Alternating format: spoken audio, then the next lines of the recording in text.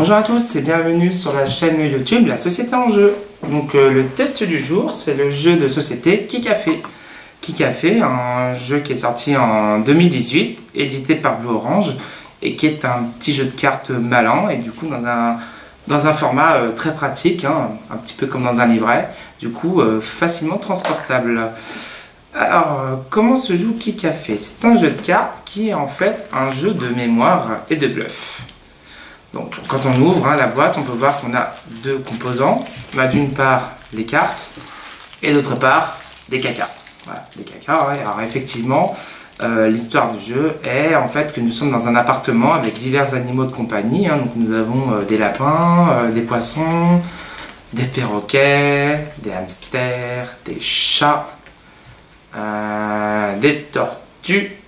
Et voilà, donc nous avons 6 animaux de différentes couleurs. On a du vert, du orange, du bleu, du violet, du jaune, du rouge.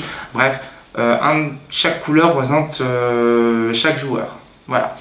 Et d'autre part, nous avons des cacas, puisque nous allons devoir savoir quel animal a fait caca au milieu du salon. Voilà. Donc sous cet aspect enfantin se cache un petit jeu de mémoire et de bluff assez sympathique. Donc comment se déroule Kicafé?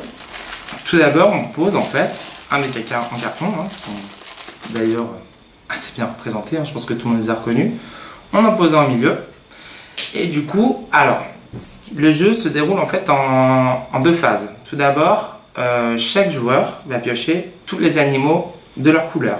Donc par exemple, le joueur A va piocher un chat, un perroquet, un hamster, un poisson, un lapin, etc. Une tortue de sa couleur, donc par exemple tous les verts. Le joueur B va faire pareil sur tous les jaunes, le joueur C sur tous les rouges, etc. etc. D'autant de joueurs que nous avons. Je précise que le jeu se joue de 3 à 6 joueurs si je ne m'abuse, voilà, 3 à 6 joueurs. Je vous parlerai dans un second temps d'une variante que j'ai inventée, hein, si on peut dire ça comme ça, qui permet de jouer à 2 joueurs d'une part et de rendre le jeu un peu plus intéressant.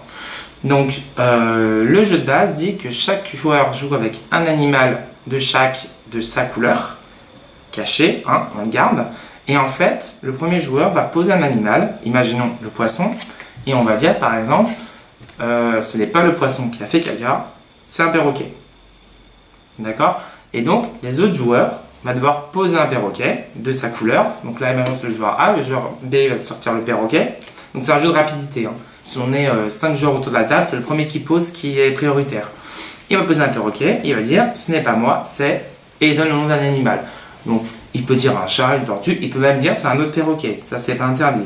Et donc on va accumuler des cartes, ainsi de suite, on va accumuler des cartes de différents animaux, de différentes couleurs, voilà.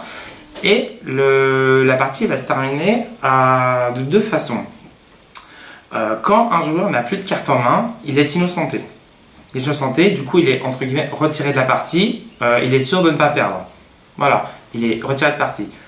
Par contre, si un joueur joue une carte, imaginons, je dis, ce n'est pas le hamster, c'est un chat, et qu'aucun autre joueur n'a de chat, dans ce cas-là, son accusation est erronée, et dans ce cas-là, c'est lui qui perd la manche et récupère le caca.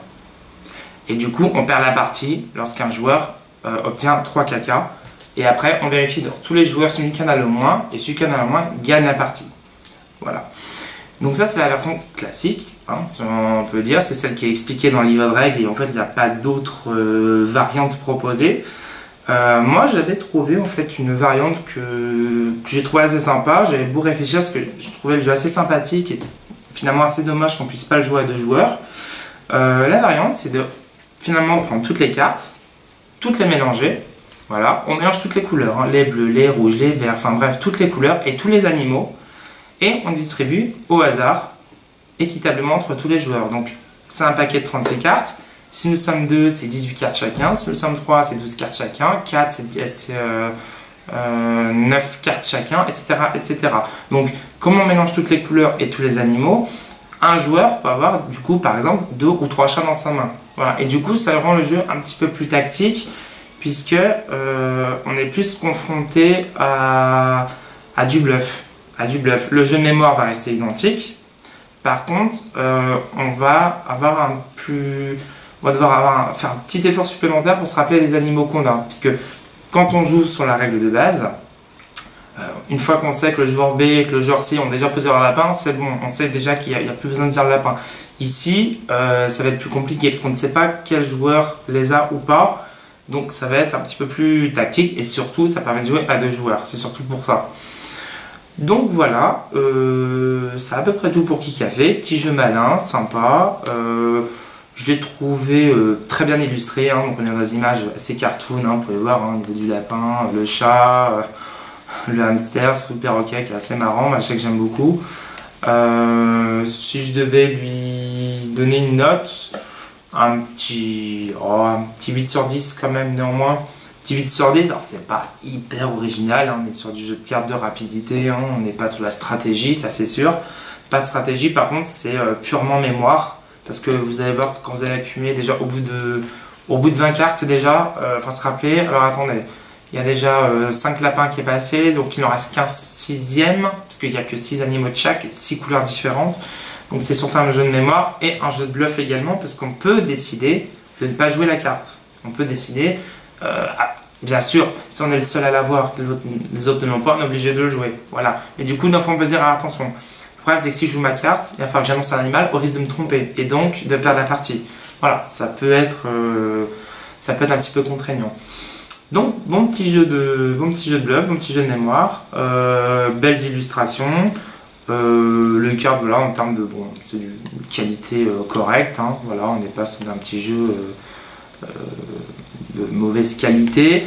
Petit prix également, hein, c'est un jeu à 10 euros, 9,95 €, vous pouvez 11 € maximum.